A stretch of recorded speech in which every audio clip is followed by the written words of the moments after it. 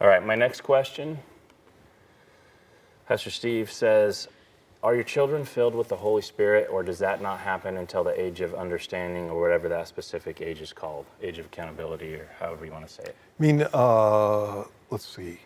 They're probably talking about being filled with the Holy Spirit from early on. You know, John the Baptist was filled with the Holy Spirit from birth, actually from before birth. And so you see him in the book of Luke in chapter 2, specifically leaping in the womb when Mary, the mother of Jesus, comes into the room. And the Bible talks about, actually the prophecy about John was that he was going to be filled with the Spirit from the womb. And so is it possible to be filled with the Spirit from the womb? Yes, obviously. You have that in the Bible.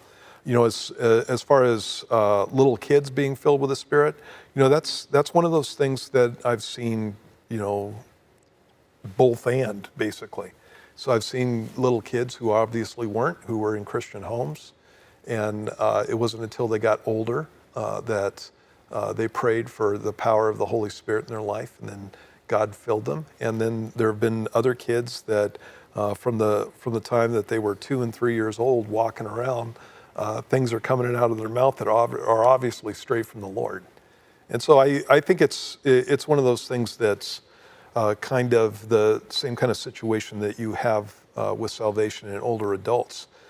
Generally speaking, when people get saved, the Holy Spirit comes upon them, and it's a very cool thing. It's coincidental with salvation. Not always, though. You know, there's instances in the book of Acts where people were saved, but they were not filled with the Holy Spirit. Acts chapter 19 is a good example of that. And so, so in Acts chapter 10, for example, you have a group of Gentiles who believe on Christ, and as soon as they believe, without even making a profession of faith, they're filled with the Holy Spirit.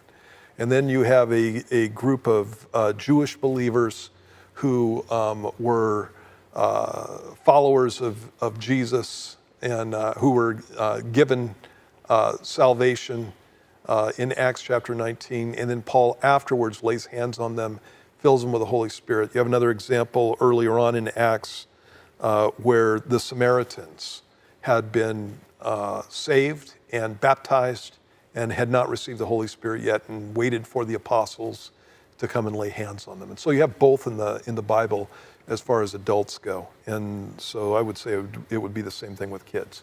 If a kid's not saved, they're not going to be filled with the Holy Spirit. And so that's the first thing that needs to happen. A kid needs to come into a relationship with Jesus. And then after that, it's just a matter of praying for power. So how would you mesh that with John the Baptist being filled? God gets to do what he wants. Yeah. You know, it's like, yeah, I don't know. Yeah. You know, it's like, normally you would think that the guy would have to come into a committed relationship with the Lord. Old Testament Israel was a little bit different in the sense that it was a covenant with the people of Israel, but it's still a one-on-one salvation type of situation. But he's the forerunner, and so God can do anything he wants with them. Yeah. So there must have been, you know, I don't know, God knows hearts. And so apparently when that guy was little, he submitted his heart to the Lord. And that's again why you have the filling with the Holy Spirit there.